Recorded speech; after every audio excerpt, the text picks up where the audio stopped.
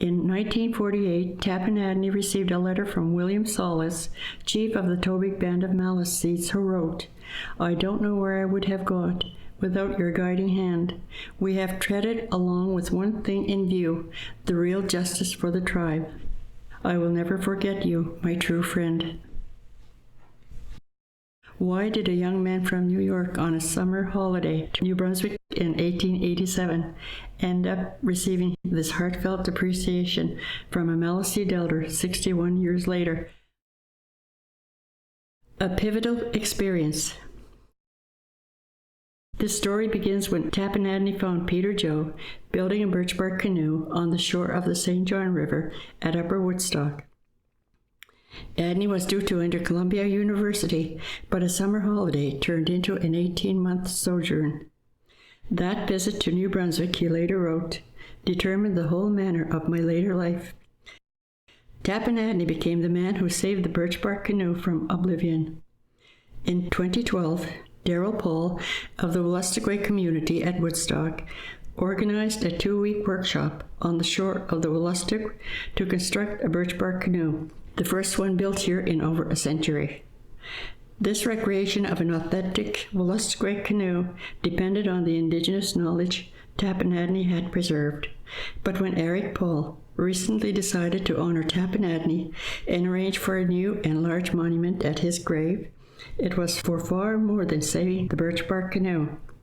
Wolastoq is the original name of the St. John River, and Wolastoqey is the true name of its original people. The visitor who came to stay. Tappan Adney repeatedly returned to New Brunswick. He married Minnie Bell Sharp, the daughter of a prominent local family, and eventually made Upper Woodstock his home, learning more and more about Wolastoqey traditional knowledge, language, and culture. He began writing about what he was learning. He made sketches and drawings. He painted scenes of woodland living. With the publication of his reports and illustrations in New York, he was on his way to becoming an ethnographer of indigenous culture and a natural history journalist. He also began building canoes at 1/5 scale, large enough to show every detail of traditional construction. He eventually built over 150 model canoes representing the indigenous culture regions across the continent. He learned the Wolastoqey language and composed the first Wolastoqey dictionary. His book, The Bark Canoes and Skin Boats of North America, has become the workbench Bible of those who are once again building birch bark canoes. Tappan Adney was a scientist, an artist, a craftsman, a researcher, and journalist. He combined these interests and skills into lifelong devotion to the preservation of Wolastoqey culture and recovery of their indigenous rights. Man of many talents. In 1897, Harper's Weekly sent Adney to the Yukon to cover the Klondike Gold Rush. He stayed for a year and a half, accumulating an extraordinary portfolio of illustrations and photographs.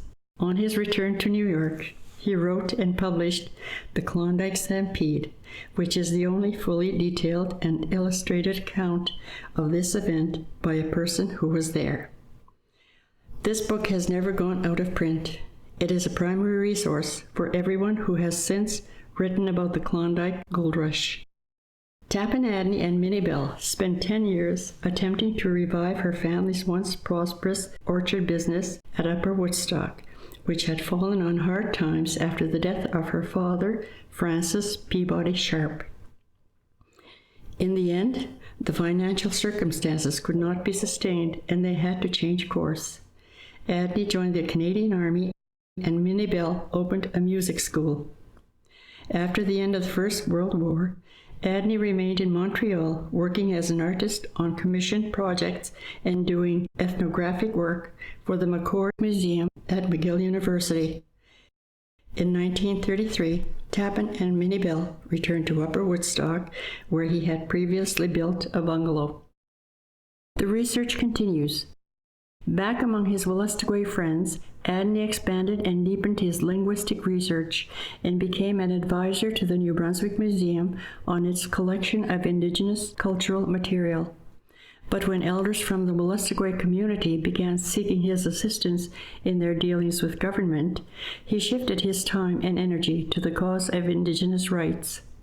In searching the legal basis of Wolastoqey rights, Adney discovered the Peace and Friendship Treaties of 1725 and 1726.